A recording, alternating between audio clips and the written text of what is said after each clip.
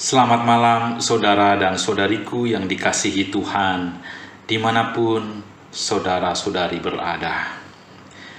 Benar, Tuhan itu penuh belas kasih dan panjang sabar, dan kesetiaannya tak pernah berkesudahan.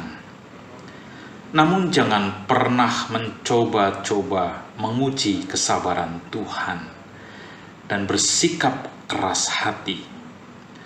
Malam hari ini, Selasa 6 September 2022, kita akan kembali merenungkan sabda Tuhan melalui Nabi Yeremia.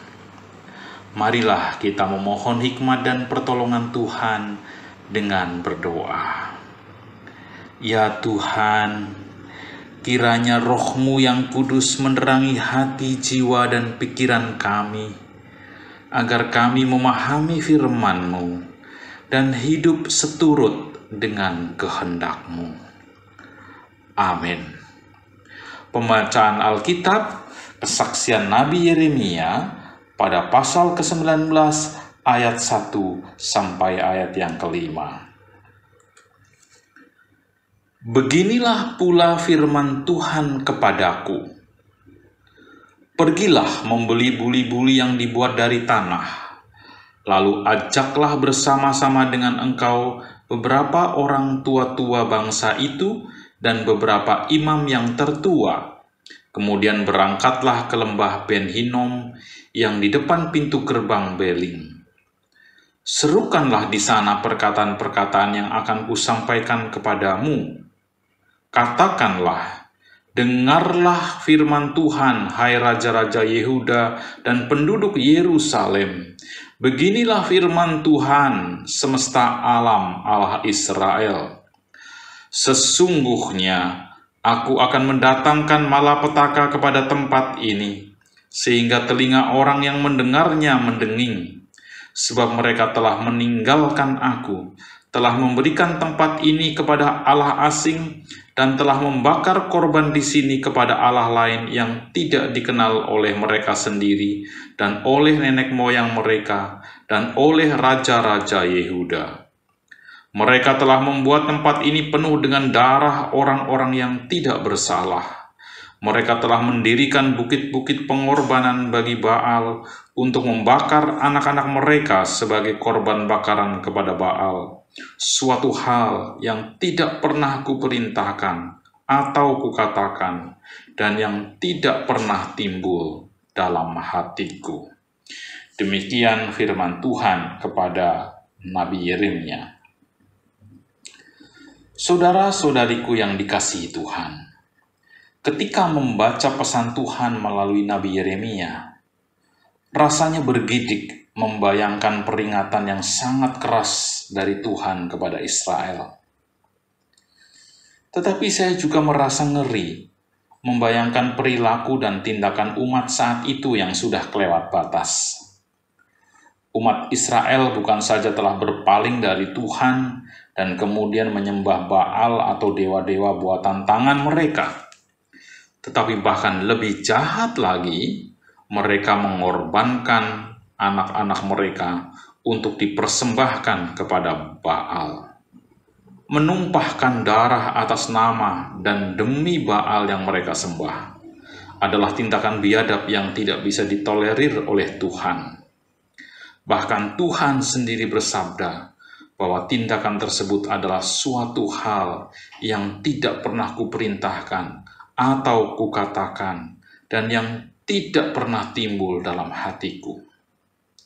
Tuhan tidak punya rancangan jahat, apalagi mengorbankan anak-anak dan menumpahkan darah mereka. Tuhan sudah cukup bersabar. Dalam pasal 18 kitab Nabi Yeremia, Tuhan mengambil perumpamaan dengan tanah liat di tangan periuk. Tukang periuk bisa membuat tanah liat menjadi apa saja. Jika tanah liat itu dibentuk menjadi sebuah bejana, dan oleh suatu sebab bejana itu rusak, maka tukang periuk dapat mengerjakannya kembali dan membuatnya menjadi bejana lain yang dipandang baik.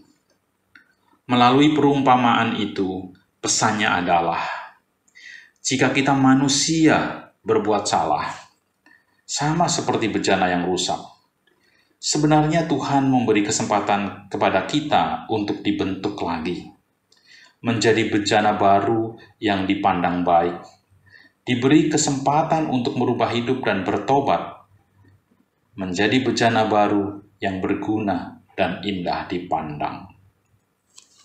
Namun kali ini Tuhan mengambil perumpamaan dengan buli-buli. Buli-buli adalah sejenis guci dari tanah liat. Setelah tanah liat dibentuk menjadi buli-buli, kemudian dijemur dan dibakar. Tuhan memerintahkan Nabi Yeremia untuk mengambil sebuah buli-buli, lalu mengajak para penatua dan imam tertua untuk ikut ke lembah di mana umat Israel memuja-muja Baal. Yeremia diminta memerintahkan atau memecahkan buli-buli itu di depan para tetua dan imam.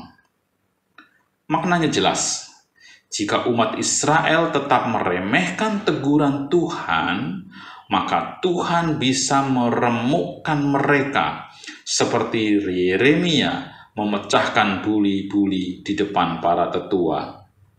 Dan buli-buli yang pecah tidak dapat diperbaiki lagi, tidak dapat dibentuk lagi menjadi bejana lain yang berguna dan indah. Terkadang kita menganggap bahwa Allah tidak mungkin menghukum kita karena Dia mengasihi kita. Jika kita berpikir demikian, maka sesungguhnya kita tidak mengenal Allah. Ingatlah bahwa Allah memang setia kepada janjinya.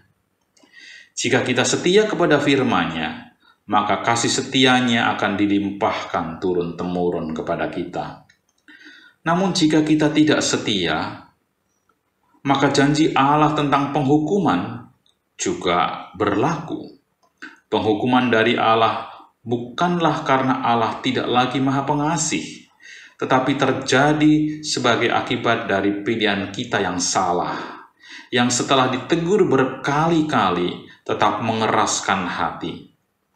Mereka yang meremehkan dan mengabaikan suara peringatan Tuhan dan tidak mau bertobat dari kejahatannya akan melihat kuasa Tuhan yang besar menimpa mereka. Saudara-saudariku yang dikasihi Tuhan, malam ini kita diingatkan lagi untuk tidak mencoba-coba menguji kesabaran Tuhan. Saat kita melakukan kesalahan, segeralah sadar diri dan jangan pernah menduakan Tuhan. Mungkin kita terjebak kepada pemujaan kekayaan, memuja kekuasaan, kedudukan, kepintaran kita, dan menggeser tempat Tuhan yang seharusnya kita sembah. Jangan menguji kesabaran Tuhan. Dan jangan menunggu Tuhan menghancurkan kekayaan, kekuasaan, kedudukan, kepintaran, dan ketenaran yang kita puja dan kita banggakan dan menggeser Tuhan dalam hidup kita. Jangan pernah mencobai kesabarannya. Amin. Marilah kita berdoa. Ya Tuhan, kiranya Engkau berkenan menolong kami agar kami setia hanya memuja-Mu. Segala sesuatu yang kami miliki, entah kekayaan, kekuasaan, jabatan, dan ketenaran, sesungguhnya hanyalah titipan-Mu yang harus kami syukuri. Namun tidak boleh kami banggakan dan kami jadikan andalan, sehingga menggantikan tempat Tuhan dalam hidup kami. Kami menaikkan doa syafaat bagi orang-orang yang kami kasihi dimanapun mereka berada. Kiranya damai dan sejahtera Tuhan menaungi mereka. Kami berdoa bagi yang sakit. Kiranya Engkau berkenan memberikan harapan, penghiburan, dan kesembuhan serta pemulihan. Tangan kuasa-Mu yang penuh belas kasih kiranya menopang mereka dalam penderitaan sakit mereka. Kami berdoa bagi bangsa dan negara kami, kiranya damai dan sejahtera tercurah atas bangsa kami. Kami memohon lindungilah kami ya Tuhan sepanjang kami beristirahat malam ini, agar esok pagi kami boleh menyambut terbitnya fajar dengan penuh pengharapan. Dalam pengasihan-Mu kami memohon. Amin. Selamat malam, selamat beristirahat. Tuhan menyertai.